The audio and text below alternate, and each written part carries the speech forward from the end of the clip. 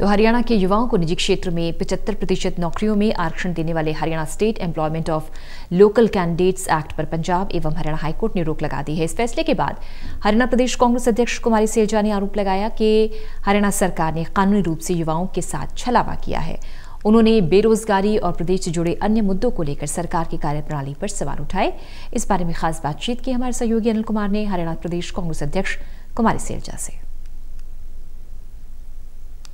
हरियाणा सरकार की कार्यप्रणाली पर सवाल उठाए हैं। इस मेरे साथ हैं हरियाणा प्रदेश कांग्रेस अध्यक्ष कुमारी सैलजा। इनसे जानते हैं कि वो सरकार की कार्यप्रणाली पर क्यों सवाल उठा रही हैं। जी, हर तरह की बात आज राज्य में हम बात करें, किसानों की, युवाओं की, किसान की बात करें, एक समझौता दिखाया गया। कितने किसानों पर आज भी केस जो हैं उनके बारे में कोई शब्द नहीं। जो किसान शहीद हुए उनके परिवारों को देने के बारे में कोई शब्द नहीं। आज जब मौसम ख़राब होता है, किसानों की फसलें ख़राब होती हैं, उसके मुआवजे के बारे में कोई शब्द नहीं। किसान लाइनों में खड़ा है इतनी ठिठुरती ठंड में खाद के लिए। खाद की इतनी किल्लत है, सरकार के सारे दावे झूठे खोखले साबित हो रहे हैं। किसान को खाद नहीं मिल रही, हमारे मेहनतकश किसान को। उसके बारे में सरकार या तो झुठलाती है, कहती खाद पर्याप्त मात्रा में है तो किसान ऐसे लाइनों में क्यों खड़े, उनके परिवार के लोग लाइनों में क्यों खड़े हैं। हर बात पर ये सरकार केवल पर्दा डालती है। एक निकम्मी सरकार का ये आप उदाहरण देख रहे हैं।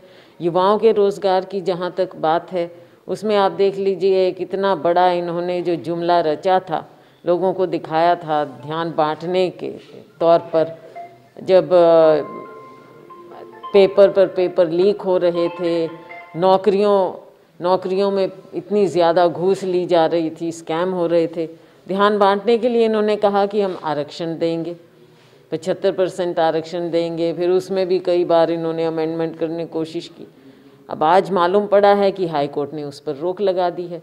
तो कानूनी रूप से भी आपने छला है अगर ये बात सच है, और वैसे भी लोगों को आपने हर बात में, हरियाणा के युवाओं को आपने छला है। मैडम, आपने एक बेरोजगारी को लेकर भी सरकार पर सवाल उठाए हैं। क्या कारण है, किस आधार पर आप सवाल उठा रहे हो?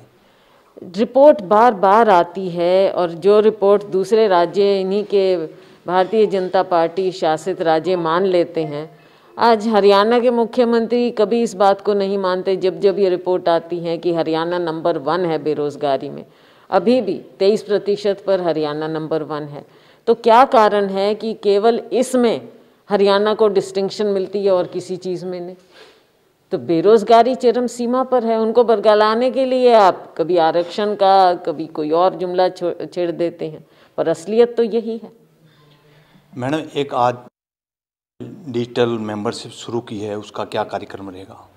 डिजिटल मेंबरशिप पर ज़्यादा जोर है इस बार हमारा, ताकि लोगों के साथ जुड़ाव बना रहे, उनके साथ आगे भी कांग्रेस पार्टी का संवाद चलता रहे और उनका डेटा, प्रॉपर डेटा हमारे पास आता रहे। तो हमारा प्रयास होगा कि जो मेंबरशिप 1 नवंबर से शुरू हुई थी, 31 मार्च तक है, उसको हम ज़्यादा से ज़्यादा डिजिटल करें। ये थी मेरे साथ हरियाणा प्रदेश कांग्रेस अध्यक्ष कुमारी सैलजा।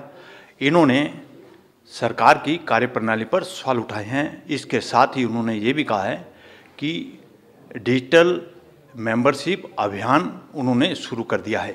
Anil Kumar, total news, Chandigarh.